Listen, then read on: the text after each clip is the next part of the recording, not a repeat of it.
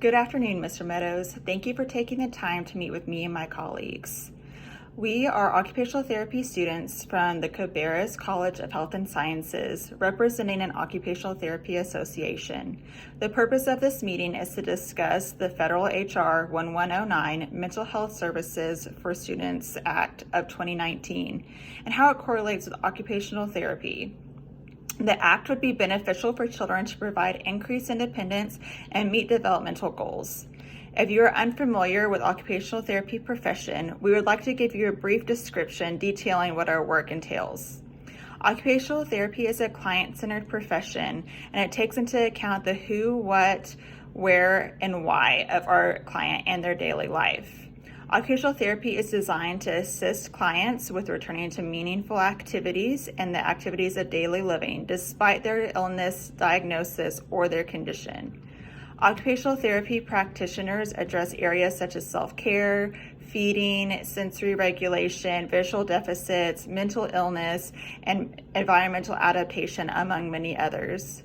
As stated in the Occupational Therapy Practice Framework, achieving health, well-being, and participation in life through engagement in occupation is an overarching statement that describes the domain and processes of occupational therapy in its fullest sense. Occupational therapy is important to the healthcare industry and our clients because we are unique in focusing on the actual doing of occupations.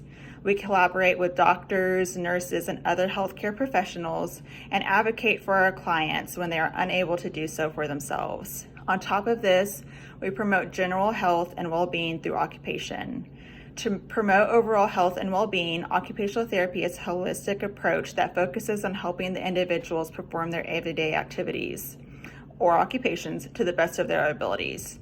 We use evidence-based information to create and implement treatment plans that focus on increasing the functional capabilities, not just the physical components of the individual. We work in different settings, inpatient and outpatient, within occupational therapy, serving populations ranging from pediatrics to adults and geriatrics to specialty care, working with hands and upper extremities. I personally work at a rehab hospital for children with developmental disabilities. My facility sees both inpatients and outpatients. Our main goal for these kids is to ensure they grow to the most independent selves in the least restrictive environment.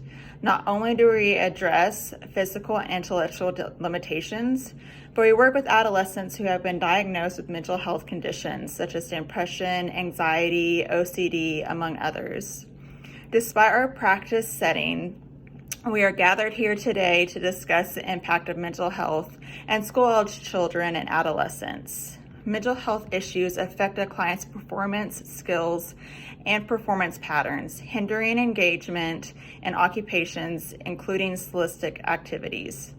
In school-based practice, occupational therapy practitioners work in collaboration with other school faculty to address the diverse individual needs of the students and enhance his or her learning experience. Occupational therapy practitioners are very well suited to integrate our services due to our knowledge of mental health issues that affect services. Occupational therapy can establish interventions that will address each student's diverse individual needs to enhance his or her learning experience. HR 1109 states to amend Public Health Service Act, revise and extend projects relating to children, and to provide access to school-based comprehensive mental health programs. We would like to expand the Mental Health Service Act to include more services for children who suffer from mental health illness. According to the CDC in the United States, between the ages of 3 to 17, approximately 6.1 million children have an ADHD diagnosis. 4.5 million have behavior problem, 4.4 million have diagnosed anxiety, and 1.9 million have depression. These numbers are increasing each year, and these children can benefit from having services in the school system, like many are benefiting from engaging in occupational therapy, physical, and speech therapy in school. This act will help create community partnerships in order to better serve the student population regarding mental health services, while providing training for parents, guardians, and caregivers to assist adolescents who have experienced some form of trauma or disorder. Mental health is at the very core of occupational therapy, and we view it as an extremely important aspect of our profession and for our clients' overall well-being. Mental health disorders often prevent these individuals from daily activities or leisure tasks due to detrimental effect these conditions can have on someone's well-being. Mental health conditions need to be identified and treated in order to better participate in school and the community environments. Occupational therapy is utilized to help teach these individuals how to adapt to their mental health conditions, becoming functioning and essential members of the environment. Occupational therapy can help individuals with mental illness improve their ability to engage in culturally appropriate roles and improve development, decreasing their reliance on government and family members for long-term support. Revising and extending projects relating to children and their access to school-based, comprehensive mental health programs would benefit children with resources that they would encounter a shooting or a life-altering event. These resources would also assist in educating others about different diagnoses and disabilities to increase acceptance among peers and decrease instances of bullying. What we are ultimately seeking is your support for the Bill H.R. 1109 and placing value in children and their futures.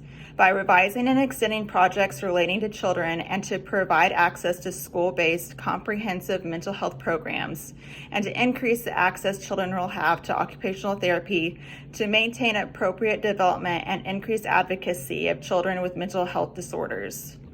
It was a pleasure speaking to you today on this manner. Thank you for your time and consideration on behalf of everyone in the Occupational Therapy Association we are representing. This is an important bill to all of us within the field of occupational therapy and individuals suffering with mental health disorders and their families.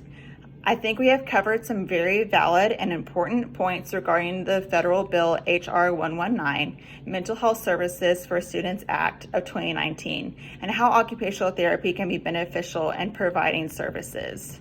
We are eager to schedule a follow-up appointment with you to further discuss the matter after you have had time to further evaluate the proposal and answer any additional questions you may have.